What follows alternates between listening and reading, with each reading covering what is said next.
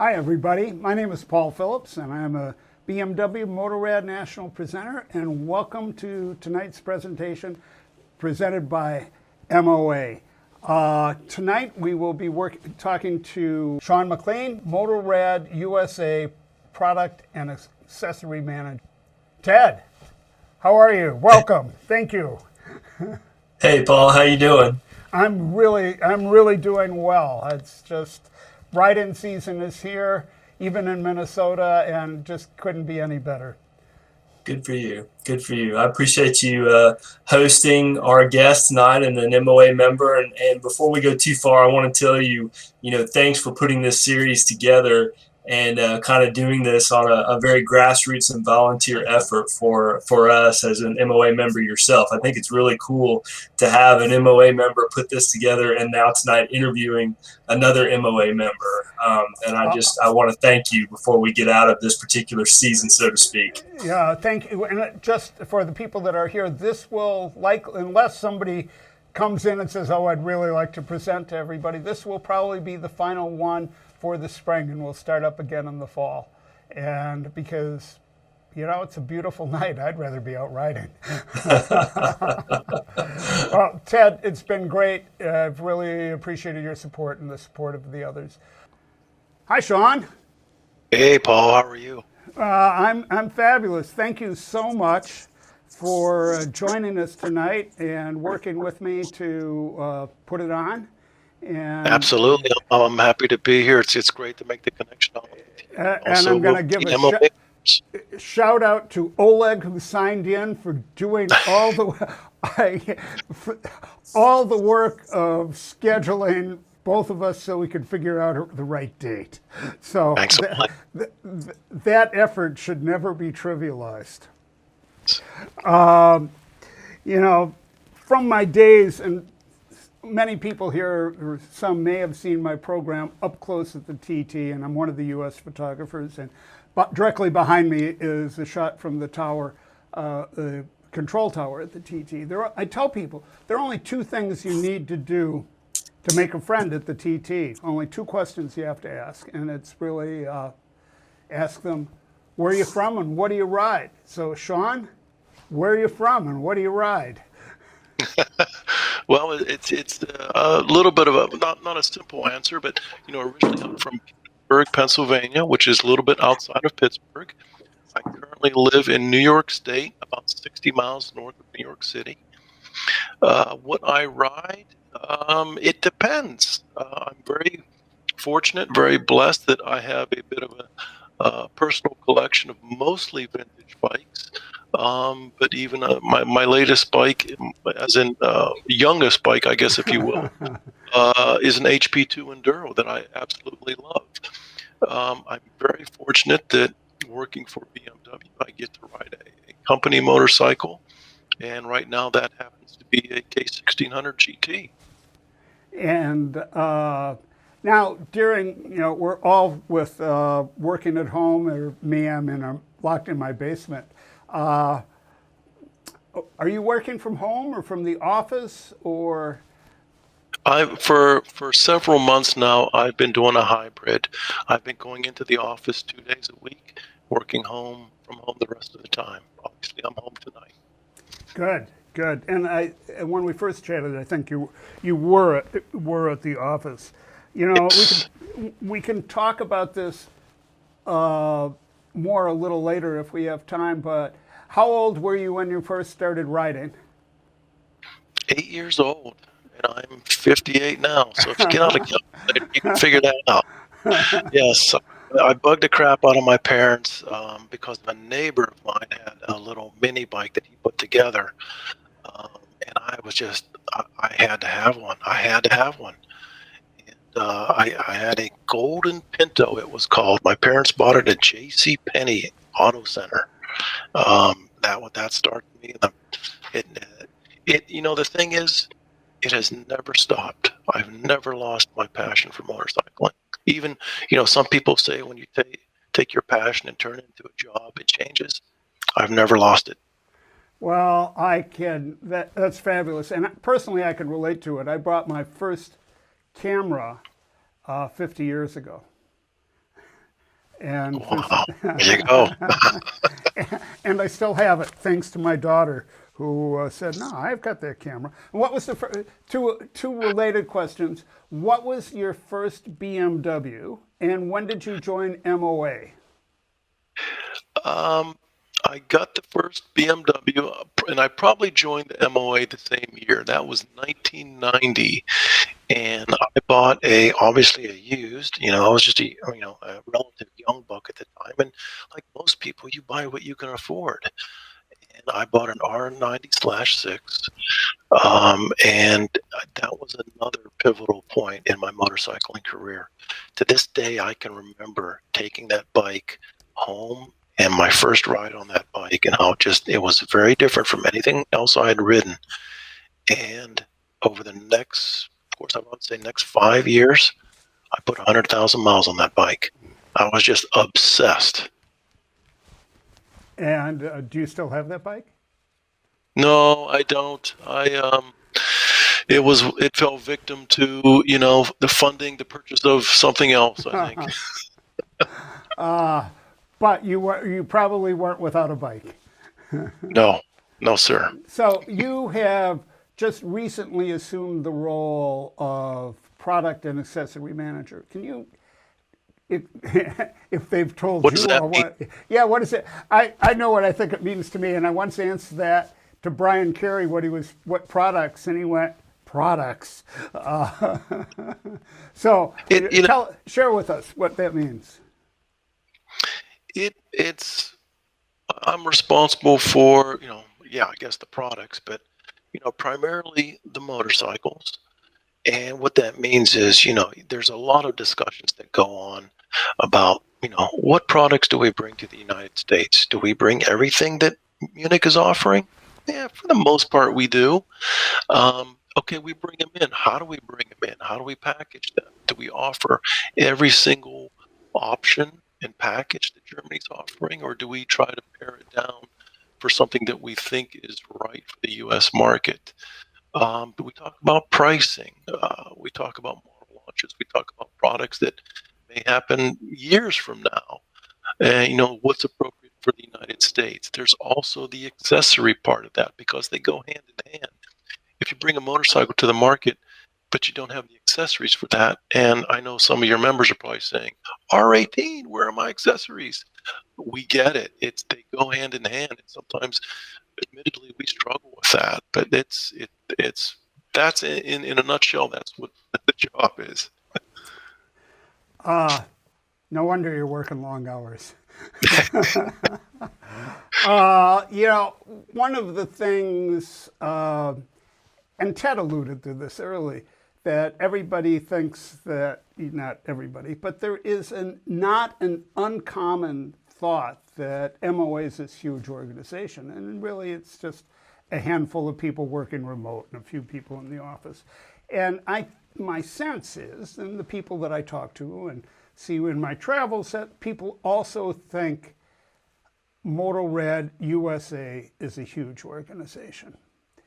And I went back to some industry statistics and to the BMW Group website to pull out some information. And on top we have the automotive portion with 108,000 employees and 2.3 million vehicles delivered. It does. Pardon? That's worldwide, correct? Yeah, this is worldwide. Yeah, and that does not count the number of robots on the assembly line in Spartanville, of which there are many. And then we drop down to Motorrad, which is a fairly small piece of the BMW Group, to 3,400 employees and almost 170,000 vehicles delivered. Now, I wanted to make the font on this slide proportionate to the percentage that the organization, but we wouldn't have been able to read the USA portion, which has, I knew it was small, but it's 45 employees based on our conversation, and 12,187 bikes delivered in 2020.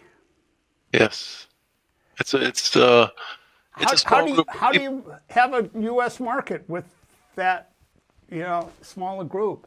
You must all work Well, 24 hours a day. well, we certainly, I think we try to be a very efficient group. We're a hardworking group of people. Got a lot of really enthusiastic people about the products. Um, and you think about it, that of that 45 people, there are 11 people that are what we call area managers that are scattered throughout the United States, interfacing with the dealers. There's a couple more out in the field that are working specifically with dealers and growing the dealer body. And probably the rest you could think are in the office in New Jersey. So we're a pretty lean organization. Now we do have some. Um, we are part of the BMW group. So we do share some services with them. For instance, when a dealer submits a warranty claim for something, there's no one in Motorrad USA doing the processing of that. We use the group processes and group services to do something like that. But the motorcycle group itself, we're small, we're lean, we're enthusiastic, and we work hard. You probably don't have to deal with little things like payroll and payables, and can Exactly. farm that administrivia out to Yes. the others. Yeah, but it's an interesting thing, Paul, that I've been to dealerships that have more employees than we do, literally. So have I. Just a comment. Your audio is breaking up a little bit. I've had comments come in. Can you do it via dial-in? And actually, we can't at this point. It would. We're just going to have to deal with the transmission issues between Shawn and myself. It's coming. You're hearing what I'm hearing, and it's the vagaries of the technology. So I apologize. How many dealers are there in the U.S. at this point? I believe there's 142 today. And do you know offhand how many are just solely dedicated to BMW? So it's only about 30%, and that's it. So, the vast majority of our dealer network, not just dealing with BMW, maybe they're dealing with Ducati and Triumph and maybe Honda and Harley Davidson. So, their attention span is very, very split between brands. But we've got, that 30%, they're extremely dedicated to the brand. Now, all of the dealerships are individually owned, correct? Absolutely. They are independent businessmen and women.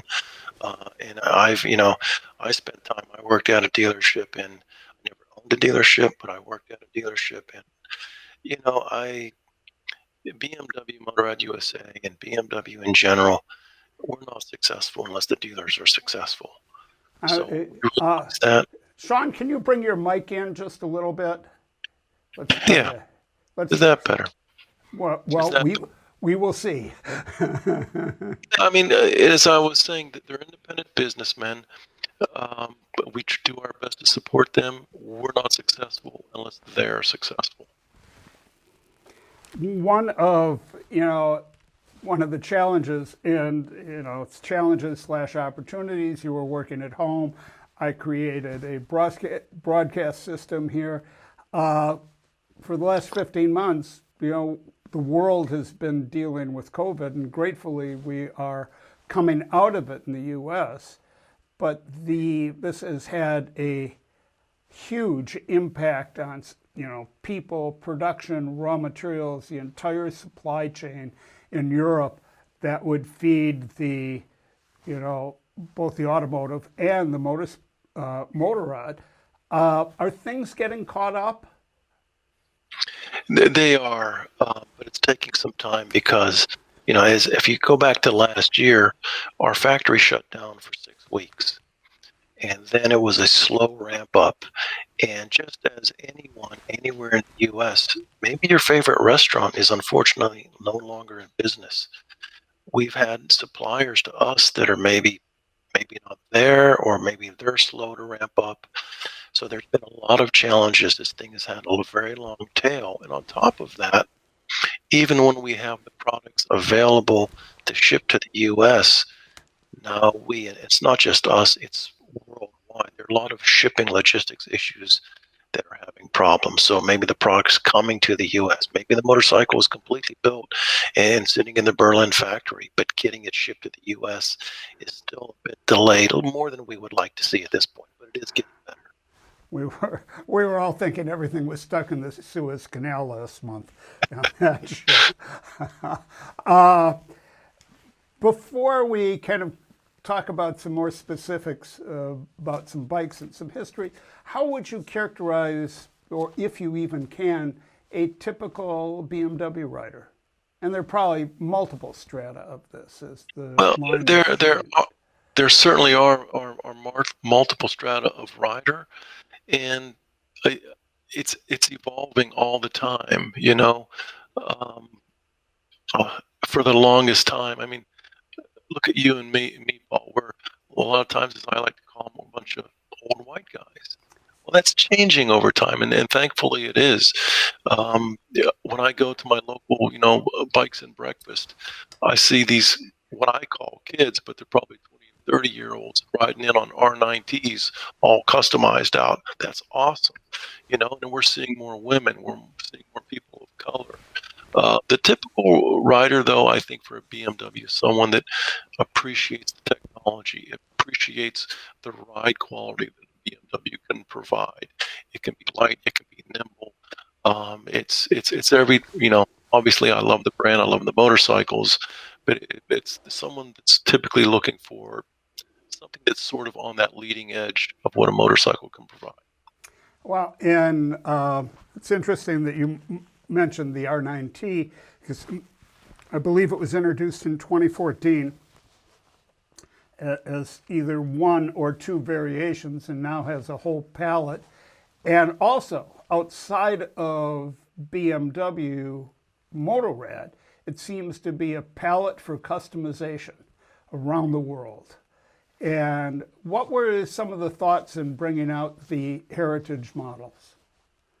Well, it was very interesting. It was as a lot of things that actually get going with BMW. It's a small group of enthusiasts that come up with these ideas, and they were thinking about, maybe we should do something that sort of harkens back to some of the older bikes, keep a lot of the modern technology, but have the look and feel of something that's a little bit classic.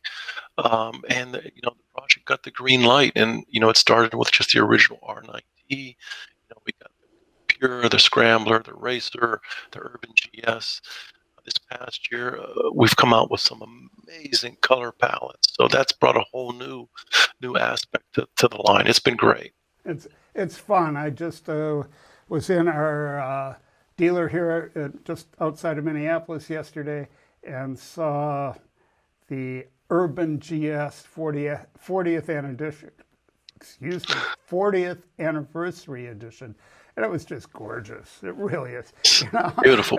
You just let it sit in the garage. And we're going to go back in history a little bit to, here is the 1935 R5, which of course has now been reborn, if you will, into the R18. Kind of tell us a little bit about that and what's going on and how people can go try an R18. Well, there's a little bit of a pattern here if you think back. And where I'm going with this is before we got to this, you see bikes, like that R5. Olga, who was one of the designers working for BMW at the time, came up with the R5 Homage, which was very well received. That was the predecessor and the inspiration for what is now the R18. We did a similar thing several years ago when Roland Sands did a concept that later became the Bagger. So now we have the R18, and this is a product that really touches on a number of areas. Obviously, it's got a lot of the BMW heritage in it. If you put that side by side with an R5, you see so many of the similar design aspects. The mufflers, the whole what's called the fly line of the bike, the teardrop tank, the breastplate of the motor, really taking cues from the R5. And as we know, this bike is the R18 Classic is out there for someone that wants saddlebags, excuse me, and a windshield. This is a very exciting time for us because it's a new, we're sort of in a new area, reaching new customers. If anyone hasn't ridden one, I would say it would be unusual for one of your dealers to not have one of these as a demo. So please go give it a ride. It's an awesome bike. I would say in a very general term, it's a cruiser style bike, but it has the riding characteristics of a BMW. Now, you were talking about demo bikes at dealers. I also know that there are, I believe, two trucks. One is the demo truck, which has the full array of models. And in fact, it's going to be just outside of Minneapolis at Moon Motorsports this Friday, Saturday. And then there's also a truck that's just chock full of R18s that you could go out and ride. That's making a tour around, and again, we'll be here in the Minneapolis area, I believe, over the 4th of July weekend. Excellent. And so those, there are lots of opportunities to go. Yes, lots. And having, I did get a ride in on a nice day in March. I said, well, just let me take one out. And I didn't anticipate that it would be like brand new with 4 miles on it because it was still early spring. No, Paul, go ride it. And, there is, if you, and I ride 700 GS in a double R, it is not that. It is a different experience. It is a different experience. Yes. But it is a BMW and it has a lot of torque. It was fun. It was fun. Fortunately, I've out of room in my garage. Anyway, on the other end of the spectrum, the last few years, we've had the 310. So going down from the massive 1800 2cc to a 310. What prompted this one? Well, this was, you think about there was a big hole in the BMW portfolio. That sort of 300 to 400 cc bike. We had nothing there.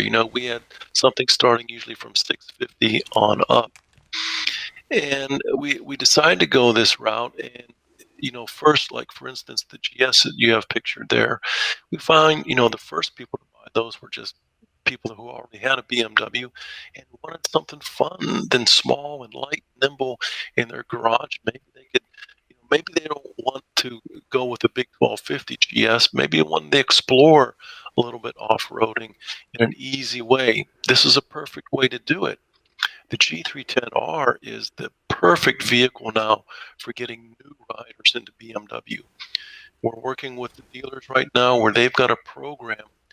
They're closely working with MSF agencies, getting these bikes into the training fleet. So now we have a real opportunity to get people not only starting on a BMW, but learning on a BMW.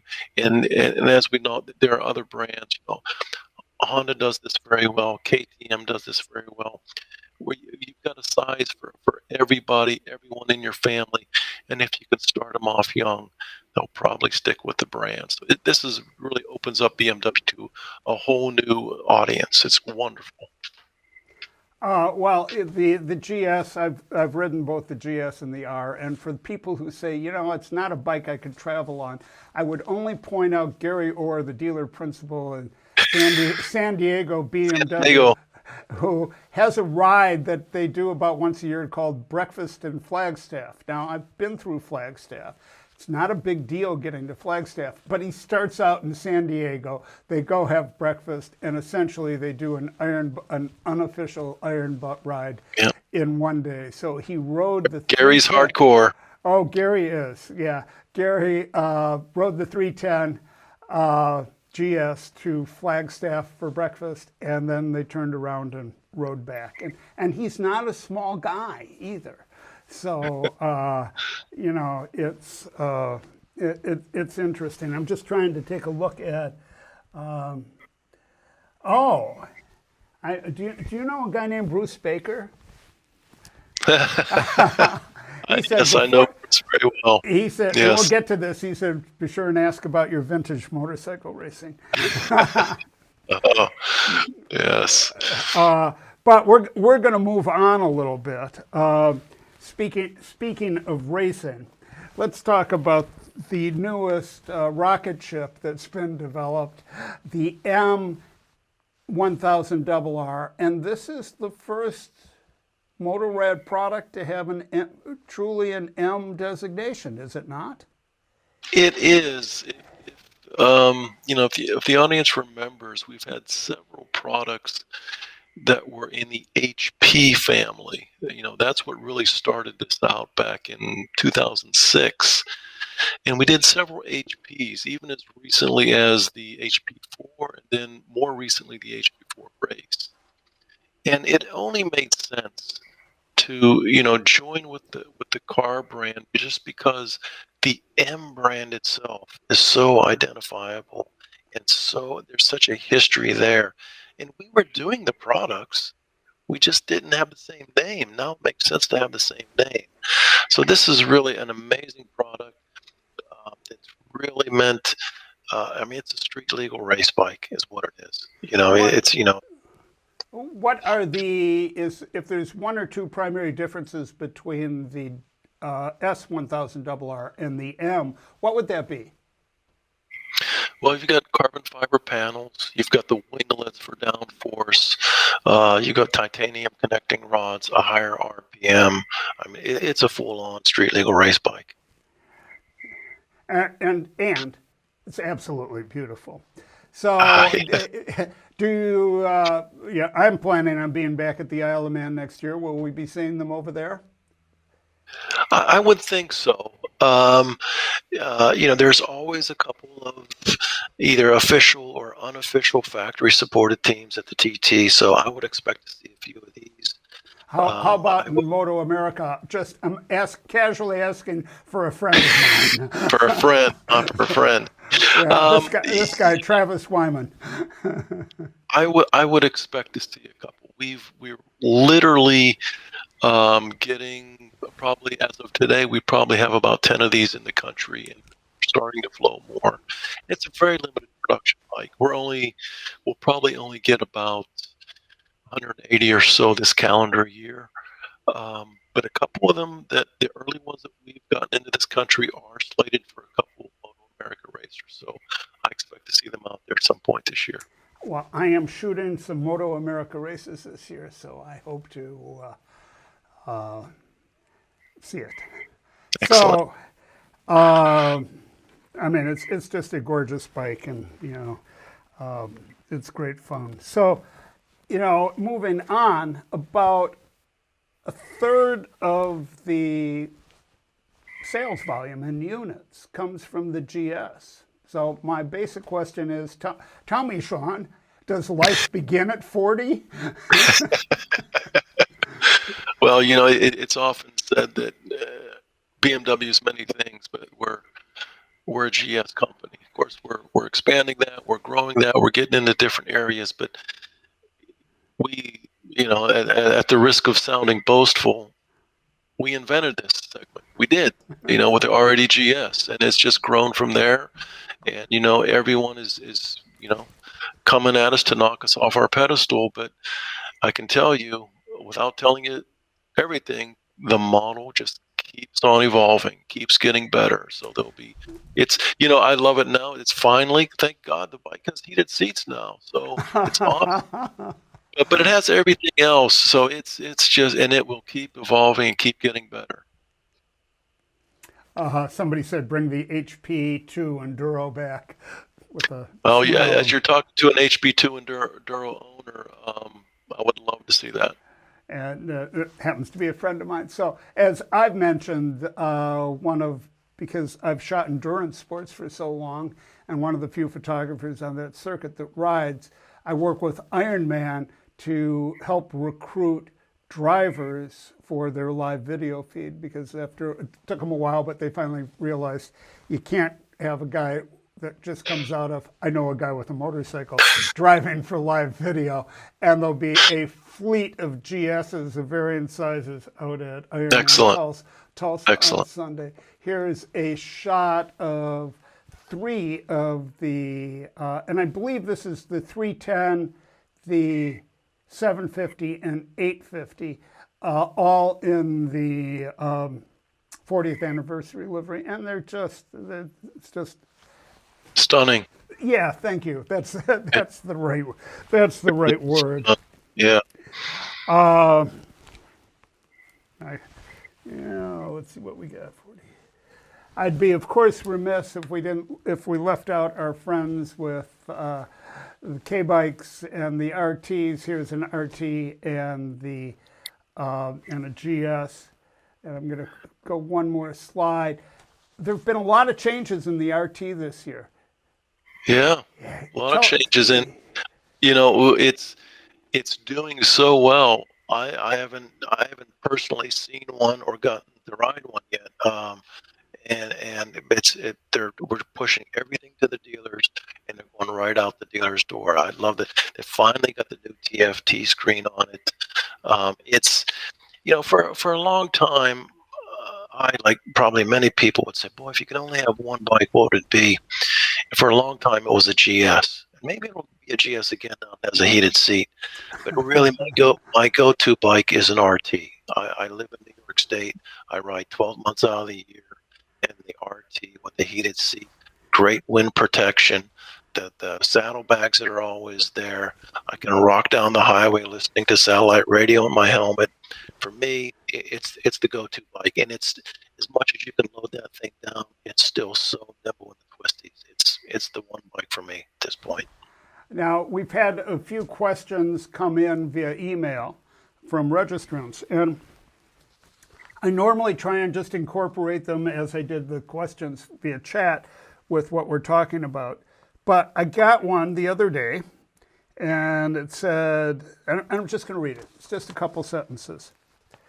It's an anti-evolutionary email. I have a 2012 1600 GTL with 109,000 miles on it. It doesn't use any oil between oil changes. Still runs like a rocket. It's been very reliable and only had the water pump replaced and one coil pack. None of the 24 valves have ever needed adjustment when they've been checked routinely in all those miles. Now, I'm reading this email the first time thinking, okay, when's the other shoe going to drop? But he goes on to say, amazing quality. What has been your experience with this 1600 motor for longevity? And is there a model coming to replace the GL? And the punchline is, I hope not, because he can't improve on perfection. So it's wonderful to have somebody, a member, a fan, who just is passionate about riding. Absolutely. And, I could say specifically about those models that, 6-cylinder motors and BMW go back a very long way. BMW has a long history of 6-cylinder motors in their cars. And this is just a bit of an adaptation of something that's been proven to work. As this rider obviously has seen firsthand, it's a wonderfully balanced motor. It can last forever. It's a wonderful setup for a motorcycle. And we've been fortunate enough to be able to package it in a way that works for a motorcycle. It's wonderful. Oh, Paul, and one thing I just thought of, you have the RTs on the screen. I don't know how many people have been noticing. I know, obviously I notice it, and I imagine the audience does because we're all sort of BMW heads.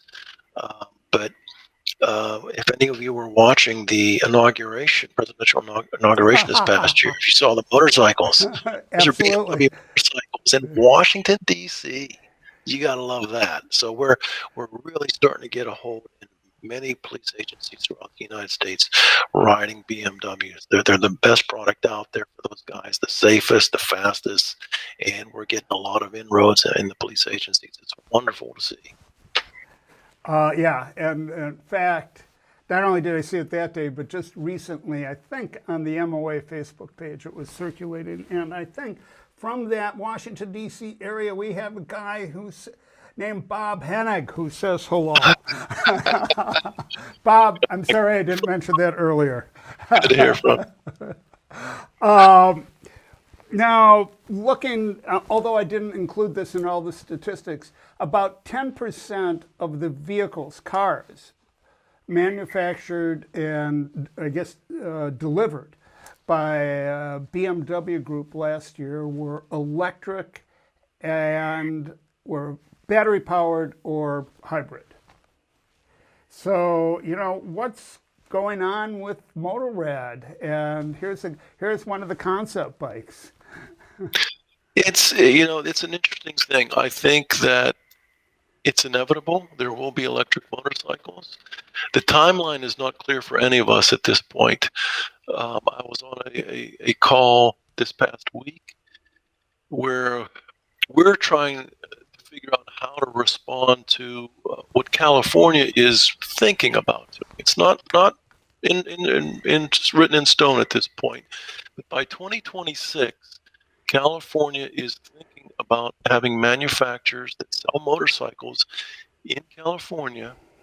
The 10% of the volume sold there be electric vehicles, or in general, zero emission vehicles, which basically translates to electric vehicles. Several years ago, we had the C Evolution electric scooter.